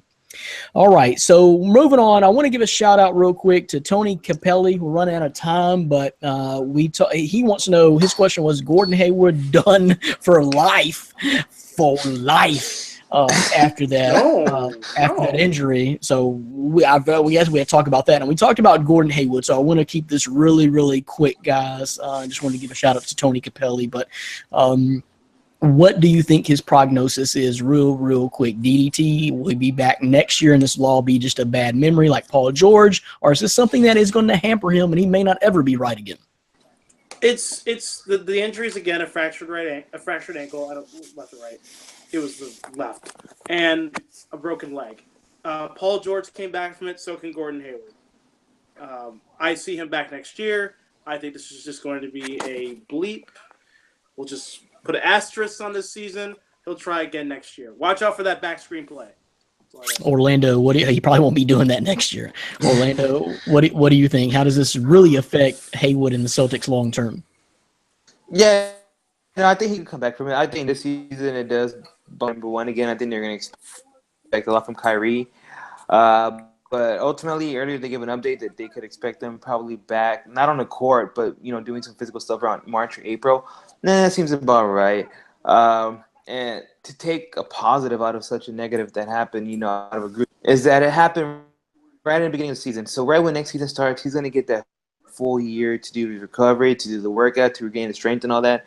So that's a positive. I look at it from the gruesome injury. It didn't happen in January, February, April, where you would think, okay, he's gonna probably miss a season opener, probably some opening weeks. And so they that's a get good thing. rattled And going into the playoffs or something like that and freak out, and it may be too late to make a move here or there to even recompensate for that. So I agree with you there. Julius Randle, like I said before, happened to him. He bounced back. Doing pretty good for the Lakers. That's sad and unfortunate, but I think we all agree that he'll be back, Tony. It's going to be a year, and it sucks for Boston fans. Sorry, Colby Gatz, but it's going to be a while, I think. We'll see what happens, see how they step up with it. Now, as far as last night's game, I'll tell you that they did make a run. They kept it close. It went down to the end. Kyrie missed a shot over LeBron to actually win the game, which would have been nuts. But let me tell you something that I think Cleveland lost a little bit of steam when Gordon went down, too. All those players were shook up, and it just took the steam and gas straight out of the game for both teams. So it stayed competitive, but I think Boston's going to eventually suffer a little bit because of this and slip in those standings early on, at least. Last question. Kevin Wagner wants to know, those Dubs look suspect on defense last night. Super early overreaction. Are they vulnerable this year? I'll start out this one. Only thing I got to say about that is late in the game, I know Draymond Green went out, and that is their player of the year, reigning defensive player of the year. So that had a little something to do with that. Overreaction because Golden State lost the first game of the year last year too, and still won the championship by a mile. Not worried about this at all. Golden State's still going to be your champion unless somebody really goes down. It's going to take Steph Curry or Kevin Durant going down for the season for me to say that Golden State's not going to win the championship. And that's it. Nothing else. Let's go to DDT. Man, what do you think? Overreaction? I watched the game in full last night. I loved the run that they went on in the first quarter.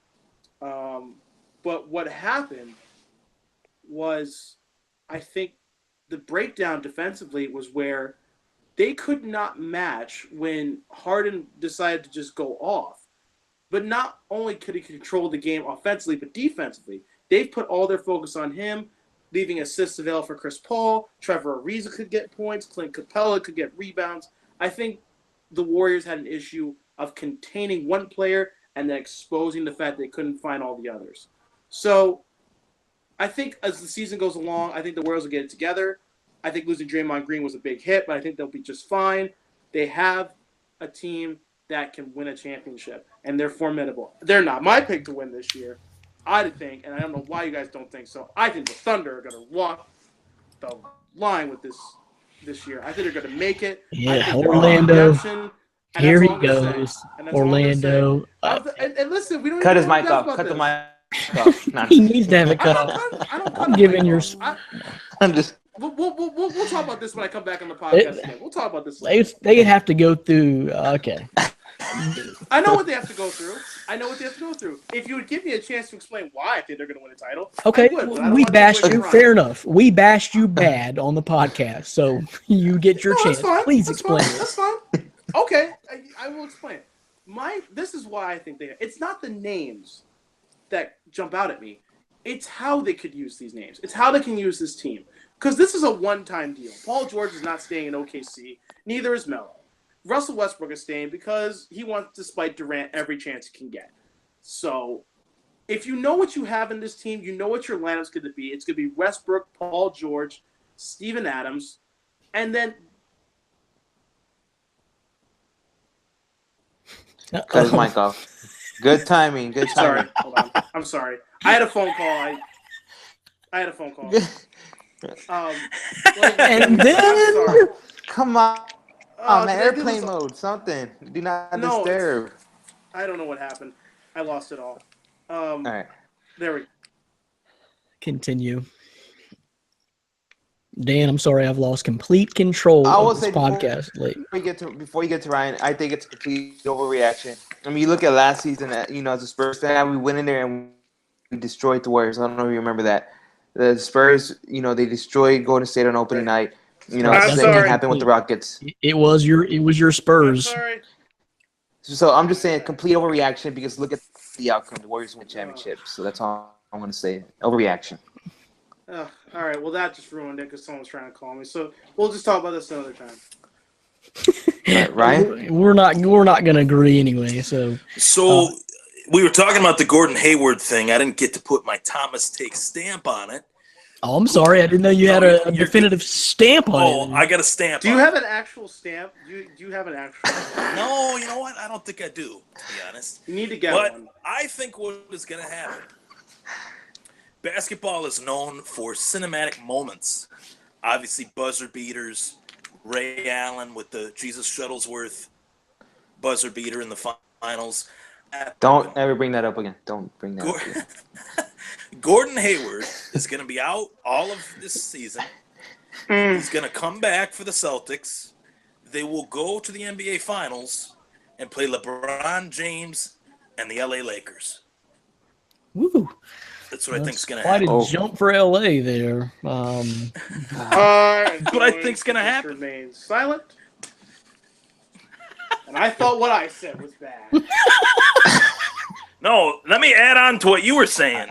Please do. Ancient- I am more than willing to if listen the to this. ancient Carmelo Anthony in OKC is not going to do anything to what people think he's going to do, I think it's going to be Houston and Golden State in the Western Conference Finals, and I think it's going to be still the Celtics and Cavs, and the Cavs will probably beat them in 5 games. We'll see what happens. Okay, well, let me wrap that up and say, yes, I think that's a little bit of overreaction. That yes, the Golden State Warriors. I had to put a stamp on it. You did a great job. Oh, Sid. You did a bro, great you put a job. stamp on our. You put the Thomas Take stamp on it. Stepped into a bucket. I don't know how to say it. I've lost it, Dan. I've lost control here. You guys don't We think need you LeBron back. will go? You We guys need don't you think back. LeBron will go to the Lakers? I think he Oh, will. okay, that's where. Okay, Brandon, get a hold of this now before Ryan goes on to a tangent I don't want to listen to. Please, get a hold of this. We're out So of we time. have LeBron going to the Lakers next year and meeting Oh god, no. Kyrie and Gordon Hayward in the championship. I guess that says He's says gonna- the baseball guy. So take. I'm gonna throw a UFC reference. Or Orlando will know this one. LeBron is gonna Stockton slap Lonzo Ball. Okay. Happen. Yeah, I can see that. I can see that. What? Okay. What is happening right now? Oh my gosh. He might slap. Dan, He might stalk Dan, and slap you need to get LeVar back too. here, 'cause even I know. This is what Ryan, Hopefully I don't he- know what you put him through last week, but my goodness. Yeah, this has been nuts. This has been nuts. Dan, I need you back. Episode Yeah, you need to 31. come I need back. you right back in your Are Buffalo you not studio. entertained? Are you not entertained? Okay, Brandon, come on, we got to promote the site. We got to get out. That's it. That's Now. it. No more fantasy mailbag questions. Let's see. That last one, in case y'all missed it, was Kevin Wagner. Thanks for all the questions all week, guys. We got to as many as we can. Check out the website, myfantasysportstalk.com. We've got our Pick'em segment up.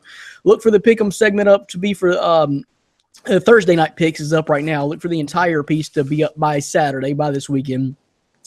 Karen McCall is dumping out Flash articles, The Flash, in case you're interested in that. Now, also on the site this week, Malachi David released a couple of good pieces looking at the NBA season opener, which was last night. Take a look back and see how he did on that. Then he broke down the real MVP, in which he had Kawhi Leonard as the number one suspect on his list, which should make Orlando very happy. But other than that, a whole lot of entertainment stuff going on the website right now. Thanks to the whole crew, Ryan Thomas, Dylan Davis Gerardo, and Orlando Torres, for all the entertainment that they provided me this week, and I hope they provided entertainment for you. Check out the podcast on myfantasysportstalk.com. Check it out on YouTube. In case you missed it live tonight and all this craziness on YouTube, you can check out those replays on YouTube. Check us out on SoundCloud and check us out on WBLZsports.com. For all these guys, I'm Brandon Reed. Till next week, see you later. Peace.